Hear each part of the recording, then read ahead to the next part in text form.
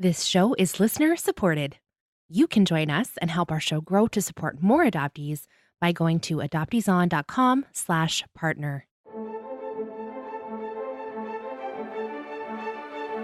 You are listening to Adoptees On, the podcast where adoptees discuss the adoption experience. This is episode 107, Dear Adoption. I'm your host, Haley Radke. Today, we are doing something a little special and different, and I'm not going to spoil it. So let's listen in.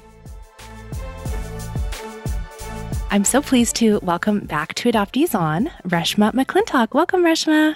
Hi, Haley. Thanks for having me again. So we're doing something new and fun today. I'm so pumped. I am too. You are here as Dear Adoption, right? I am here as Dear Adoption. So Reshma is the creator of Dear Adoption, and we've talked so many times on the podcast about just how amazing Dear Adoption is. And you brought a letter today that I'm going to read for us. And then we're going to talk a little bit about it and kind of explore adoption on another level, just adoptee to adoptee. How about that? I love it. Okay. All right. I'm ready. I'm going to read it. So first, this piece was submitted anonymously by a domestic adoptee compiling a book of poetry focused on adoption. Dear Adoption, you are the wave.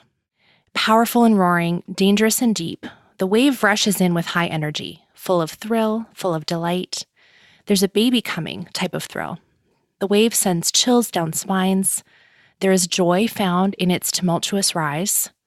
I was never above or outside the wave to enjoy the thrill. I never felt the anticipated rise. I was beneath the wave, pummeled, tossed, gasping for breath, choked, terrified, lost, confused. But I'm told about the beauty, adoption. I'm told about the beauty of the wave, how majestic it is, how it could only be a wave God ordained himself. In thinking about you, about the wave, I recall screaming and dying. Perhaps I died at the command of the wave and was given another life, a different life.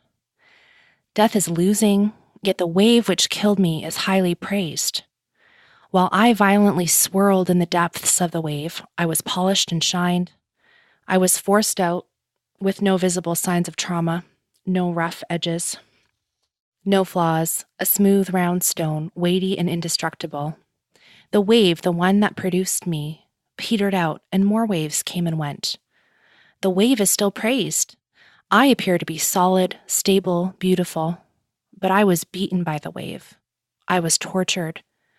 When I gasped for air, the wave was praised. When I screamed, the wave was praised. When I was traumatized repeatedly, the wave was praised. I was the perfect stone, and the wave produced exactly what it promised. Fear of waves live within me. The wave is not faultless in its striking rise. The wave destroyed the very thing which supported it, the surface, the foundation. The waves cannot touch me now. With my smooth, shiny, impenetrable exterior, I stand steady-footed and clear of the waves. I'm wisely cautious to avoid their grandeur because I know something fragile beneath the surface is dying because of the wave. You are the wave, adoption. I am who died in order for you to rise. Ooh, that is the first time I've listened to someone read it. And it's hard to hear. I read all the pieces that are submitted, obviously, but I've never had them read to me. And so hearing your voice, say those words is really impacting. What about having a voice to it makes it more impactful? I think that, well, to be totally honest, and this may not be as, interesting as an answer, when adoptees submit their pieces to Dear Adoption, there are some, checks that we have to go through, and there's a, submission form and, the guidelines essentially. And one of the things I look for, obviously, are any errors. I don't do any editing freely without the inclusion of the writer. But I do read the pieces thoroughly. I mean, you know, 10, 20 times before it's posted.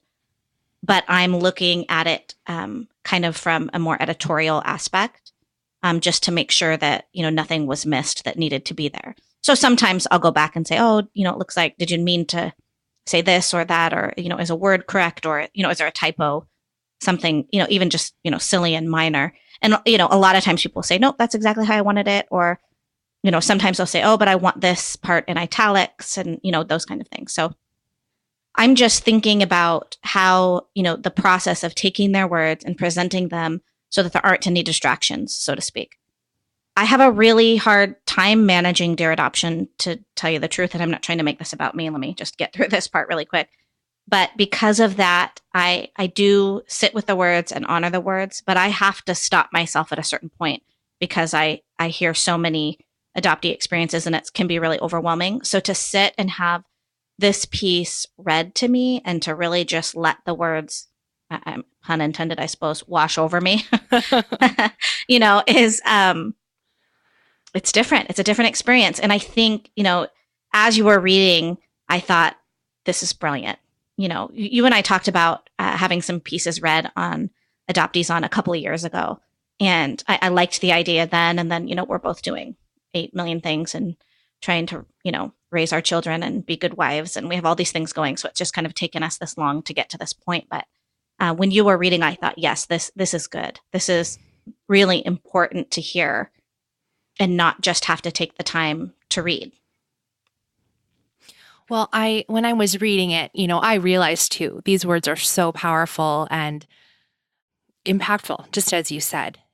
And there's just something about hearing it and slowing down, right? You're not just kind of skimming it. Oh, okay, I want to read the latest piece or whatever. Right. And before we started recording, I asked you, okay, what are some things that we really want to highlight about this piece? And one of the things you said was the fact that it was submitted anonymously. Mm-hmm. And I want you to talk a little bit about that. And it's so interesting to me, and I think to you too, but that we can identify so much with this. Can we not? Yes, so much. And, so one of the options at Dear Adoption is always to be anonymous. And I really love that option. I will tell you, I have been very surprised how many people, well, let me back that up. Initially, I was very surprised at how many people wanted to be anonymous. Now that I'm further into this, I really do understand. And I'll tell you really quick, the top couple of reasons that I hear from adopted people why they want to be anonymous is because they don't want their families to know how they feel about adoption because A, they have already received pushback, or B, they're too afraid to even begin the conversation about their true feelings surrounding being an adoptee. Or a lot of times people just don't want to have their face with the piece because they don't want to be totally identified by being an adoptee. It's just one aspect of who they are. And they don't want to be, their face there with, adoptee stamped on their forehead. And then the other reason is because when there is the pushback on the pieces, people can comment on Dear Adoption's website on each individual piece or on Facebook or Instagram or whatever. It feels like maybe there's a little bit more protection there, an added layer of protection because, when people are criticizing, which they do so frequently that, it still surprises me. And I don't know why it shouldn't at this point, but I just think it is the absolute rudest thing to have an opinion on somebody else's experience. And I mean, you can have an opinion, but to put it out there so boldly, it just blows my mind. But anyway, so some of the most powerful pieces at Dear Adoption are anonymous. I think they're all powerful in their own right. I love every piece at Dear Adoption, truly. There's just nothing like this format of writing a letter to adoption. I just think it's so good. And that's not to pat myself on the back at all. That's to say there's something, we've talked about this before, that we really can let go when we're writing a letter, and people do. And I'm so happy they do. So I love the anonymous pieces because I think, what they don't care. They're going to say everything that they want to say. I still write about adoption personally, and I still feel like I have to edit myself, and I have to, I have to be so cautious about what I'm saying in case someone misunderstands what I'm saying, or in case somebody, God forbid, thinks I don't love my adoptive family, Mm-hmm. or that I'm not grateful, right? We have to give all these, explanations. And when the pieces are anonymous, it just kind of flows. So I just going to jump in and let you know one of the things that really struck me and that I find so relatable. Closer to the end, it says, the wave is praised. I appeared to be solid, stable, beautiful, but I was beaten by the wave. I was tortured. When I gasped for air, the wave was praised. When I screamed, the wave was praised. When I was traumatized repeatedly, the wave was praised. And what I find, the thing about this being anonymous is I don't know this person's whole story.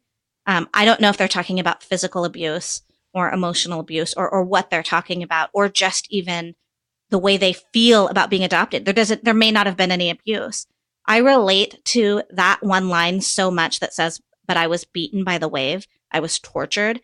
And I grew up in this, idyllic childhood. I was never abused, physically or emotionally or otherwise. I was never in any kind of an abusive situation, but I relate to that line. I was beaten by the wave, because obviously the point here is that the wave is adoption, and anybody who's not adopted just talks about how wonderful and how good it was. But for me, it was really a piece of, God, it's hard for me to say, but a piece of torture, this torment where I feel like I love my family that I was adopted into and I am happy with this life, but I also feel, like I'm missing all these other things that adoption took away. And so I really, that part of it really resonates with me.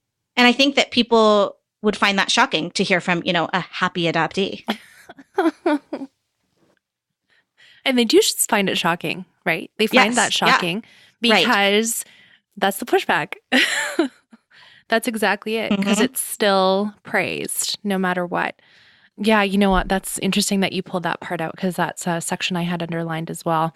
And when they write about the smooth, round stone, weighty and indestructible, and no flaws, and I'm picturing sea glass. I follow this. I follow a few Instagram accounts that are just pictures of sea glass. So help me. It's confessions, right? Just confessions. Yes, I love it.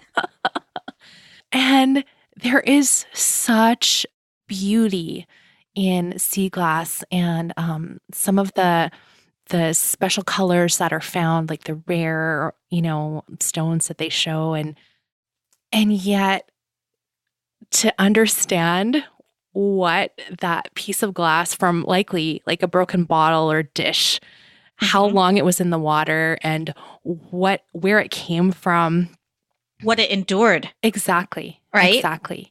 And it's, what a metaphor, Yes. for an adoptee, and to come out on the other side. And what do you do with that? What do you do with that beauty I'm putting beauty in quotation marks, which you cannot see on the podcast? Yes. What do you do with that on the other side of it? And how do you tell people the process that brought you to be this piece of sea glass at the end? Yeah, so impactful.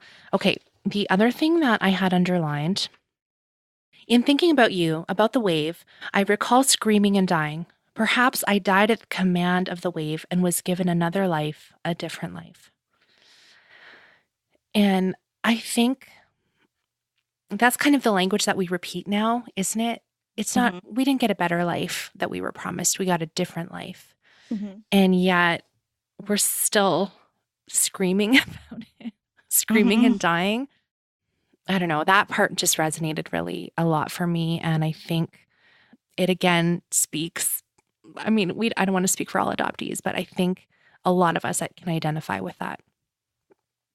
Yeah. And what's so interesting about that is, in order to get this new life, so even if you aren't going to call it better, in order to get this new life, you had to have an old life. And so, if we're talking, regarding, we weren't born to be adopted. We were born into families, and then whatever circumstances happened, a multitude of things, obviously, and then we were adopted. So I love that part. Perhaps I died at the command of the wave and was given another life, a different life. And then the next line says, death is losing, yet the wave which killed me is highly praised. And I think, isn't that interesting? Because our society, it's such an obvious thing to say that, we understand death and that maybe not understand it, but that we acknowledge that it's this very, very sad, difficult thing. Anybody who's ever lost someone at death, we acknowledge that. But we don't look at adoption that way. We don't look at the death of the former life, the death of the other life, the first life. We just keep praising that wave. We just keep, exalting it. And so this person is talking about screaming and dying. This person is saying perhaps they died at the command of the wave and were given another life. And that in that death they lost. But the wave that killed, it says, yet the wave which killed me is highly praised. And it's just like, when you think of it in those terms, I don't see how you could read this with an open mind. I guess that's the precursor, but, and not see how difficult it is to be an adopted person and not have people acknowledge the pain and the loss. It's that, it's the disenfranchised grief. Yes. Right? Yes, exactly. Yeah. Mm-hmm. Exactly. Well said. Yeah. And then, and even to go on, we could probably talk about this for hours, but while I violently swirled in the depths of the wave, I was polished and shined. I was forced out with no visible signs of trauma. And that's this blank slate baby that, a lot of us, a lot of adopted people talk about all the time. I'm not a blank slate. I didn't come to you as a blank slate, but that's how I appear it to be. Mm-hmm. My history, everything severed. Roots severed, just before you, I belong to you now. I'm yours, putty in your hands, make me what you want me to be. And man, if Dear Adoption has taught me anything, it is that a lot of adopted people who are sharing their experiences will say, I felt like I was being molded into something that I could never be. Or I felt like even that blank slate, no visible signs of trauma. Obviously, they're saying there was trauma there, but nothing could be seen. So just, ignoring it became a thing from the beginning. Yeah. It's just like, well, there's nothing here, so it doesn't exist. So I don't know. I'm going to carefully say this next statement. I think this piece is so beautiful. I think the words, I think the way that it is written is so beautifully written. And I think it is also one of the most devastating things I have ever read. And I don't know, it just all points back to this is why we have to listen. If this is the experience of an adopted person, then we need to listen and we need to do things differently. But, I think that with every piece I read, at Dear Adoption or anywhere, whenever I listen to your show or I read articles or blogs from adopted people, I just think, why aren't we listening? If this is what's being shared, why aren't we listening? Because we're all, it's the not all, hashtag not all, Well, and that, I think, I agree. It's so beautifully written. And I think you said this maybe earlier before we started recording, that it's so relatable, even though we could have vastly different stories. Yes. Than this person, because it's anonymous. I have no idea who this person is, if it's a man or a woman, if it's, their age. Mm-hmm. And yet when I read this, I think, yes, me too. And same as when you're describing, are these things actually referring to abuse or not? All those different sections. We can read so much into this piece, and yet all of it is valid. It really does express what I think is the adoptee's experience so profoundly. Yeah. And what's interesting is, obviously I'm behind the scenes. I get the emails. This was emailed to me at the Dear Adoption email, of course. And sometimes a writer will go back and forth a bunch of times trying to decide if they want to be anonymous or not. And so we just kind of go through those steps. And I ask questions. I have never once pressured anybody to not be anonymous. In fact, I would prefer if somebody's even a little uncertain, I would prefer they share anonymously because actually in the last about 3 or 4 months, I've had to take 2 Dear Adoption pieces down that were had writers contact me later. One was saying they were being harassed by their birth family and adoptive family. And another writer asked that their piece be taken down because we're going into a new career, and many of the people in their company are adoptive parents, and they were worried that they would be that if that ever came up, just even with a Google search or something, that would come up and could impact them negatively. Which is just I 100% respect both of those people wanting them taken down, and without hesitation, I don't ask, "Are you sure?" Immediately took them down. And I will always, Dear Adoption is about the writers and their experience and their comfort in sharing it. So you want it gone, it's gone. No problem. What's interesting is, when people usually mention that they're thinking of being anonymous, I usually say, unless you feel lightning strikes you the other direction, let's go with that. Because I want you to be comfortable, and that's most important. And I don't want them to get into a situation where they feel like it needs to come down because they're associated with it and people aren't respectful or understanding, or being harassed because they're sharing their experience. Is just terrible. But this piece, it took me a long time to get where I was going with that, but this piece, I didn't exchange a lot with this person. They had their piece written, they completed the submission form. I don't know who they are. They gave the information, so I actually don't have the background, where a lot of times I will on an anonymous piece. I may be connected to them on social media, or their email has their name or whatever. This person did not, and was very, basically all the information I have on them is written in the bio, which is, a domestic adoptee writing a book of poetry focused on adoption. And that was it. So that is what I love about it, because I don't know so much here, and I agree with everything written. I have felt all of the things that this piece touches on. And I have no idea. Well, I know one big difference is that this adopted person was domestic, and I'm obviously international and transracial. And that's a big difference. It really is. I mean, being adopted is being adopted. And then you start adding all the other, layers and pieces in. And so I don't know if this person spent time in foster care.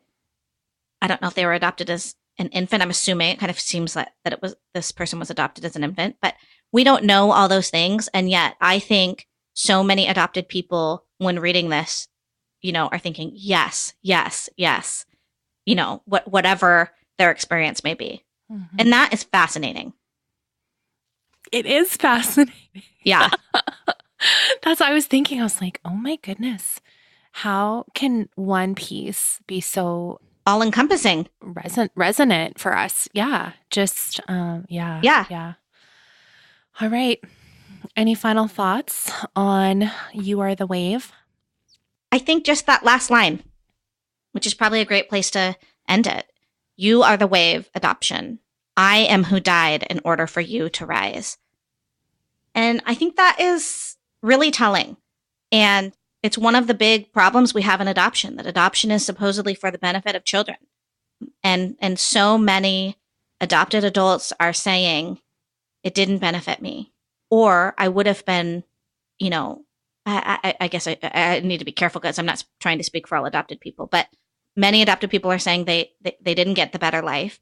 They had a different life.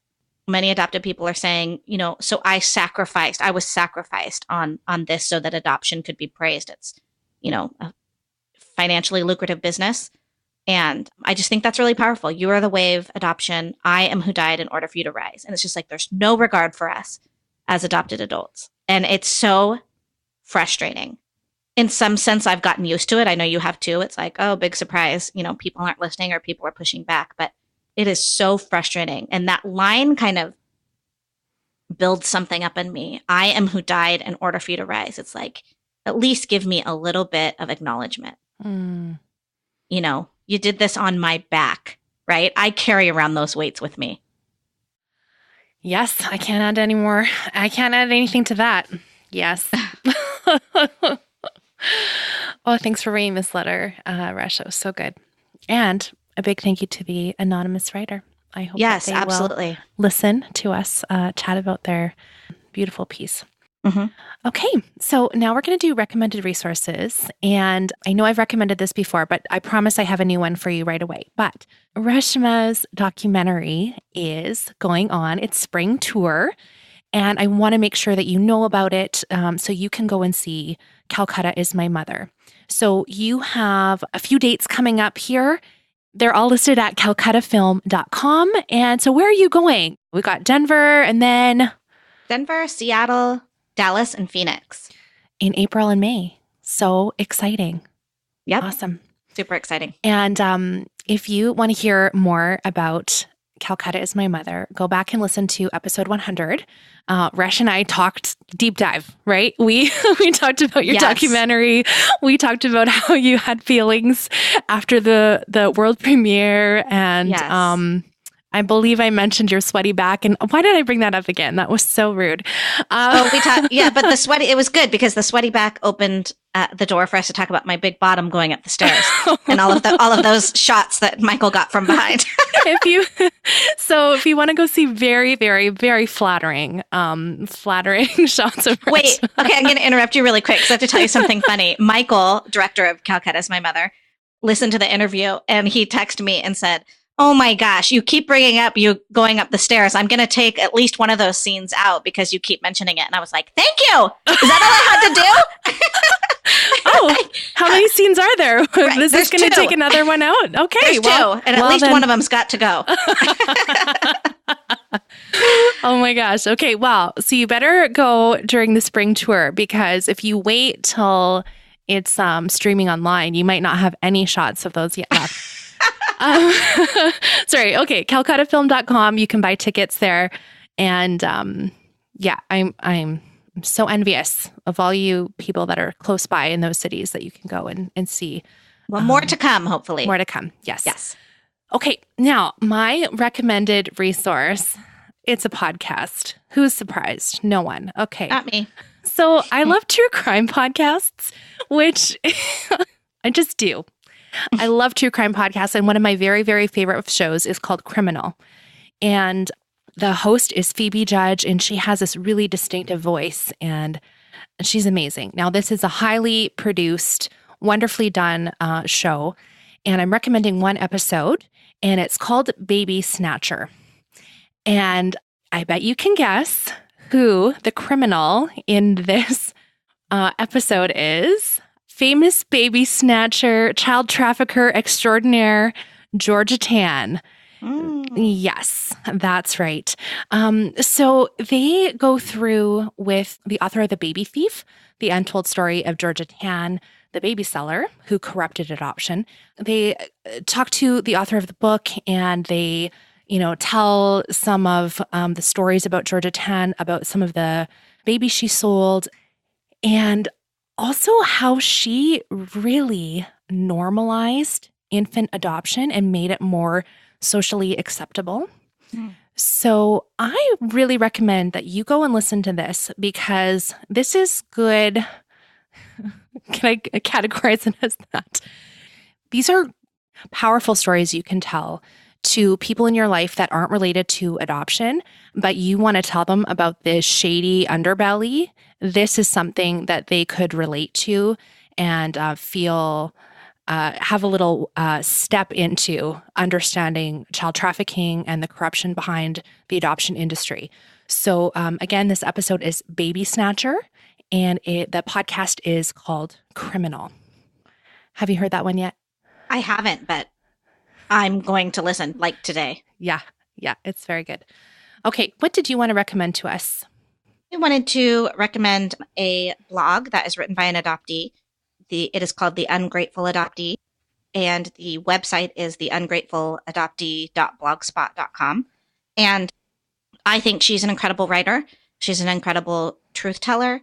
And I say this, I feel like I'm not disrespectfully at all. She's very blunt and very bold. But in writing about her experience, I think that we have a lot to learn if we will listen to her and her experience. And I, get very frustrated with adoptees being labeled as happy or angry or grateful or ungrateful or whatever, although her blog is called The Ungrateful Adoptee. But I just appreciate what she has to say about her experience. And I know that what she says resonates with a lot of people. So I am for all adoptees to share all experiences. And this is one I definitely think is very educational and a lot of insight there. And very candid and honest. Yes. Yeah. And, it's like some of the pieces at Dear Adoption, not easy to read. It might not be everybody's flavor. I'm not interested in that. I'm interested in hearing adoptees' experiences so that we can do better moving forward. And that means we've got to listen to the wide range of experience. That's right. Looking at the reality, right? Yes. There's no sugarcoating. Yes, not at all.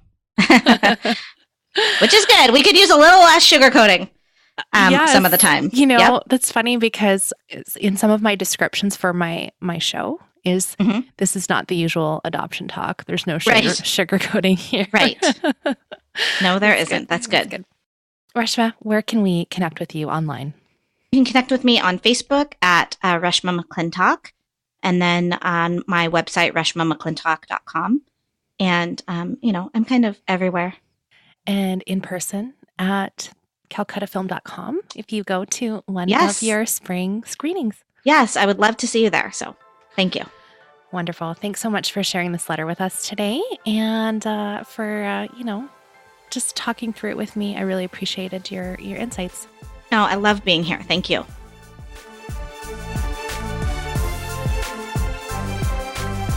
So as of the time of releasing this episode, last weekend was the American Adoption Congress Conference and the Indiana Adoptee Network Conference. Reshma showed her documentary there. She got a standing ovation. People cried and laughed and just loved it. So if you are near any of the upcoming locations, I implore you to go and see it because I can't because I'm so far away. And I know you will be so, so glad that you did. And speaking of the other conference, I am planning on doing a little update show next week about the things that were presented there. And I got some on-the-spot interviews with a few of the conference attendees and presenters, which I thought were really interesting. And I have a couple stories to share personally. I was able to give my very first keynote speech and some other interesting things happened. And I'm not sure yet what I'll be sharing specifically about those items, but tune in next week to find out. And I really, my favorite part of any of these events is connecting in person with fellow adoptees. I was able to have a meetup with Adoptees On listeners Thursday night, and it was just magical and special, and I loved it. And there were some people that came that lived in the DC area and other people that came that lived in the DC area that didn't know each other, and we were able to connect them, and that was just the best. So I hope that some new long-term friendships were born of that event. Anyway, I'll talk more about that next week. But as always, I just want to say a giant thank you to my monthly Patreon supporters who I got to meet some more of at the conference, which was amazing. And I would not be able to continue making the show for you every week without your very generous support. So thank you so much. You are making this show possible. Thanks for listening. Let's talk again next Friday.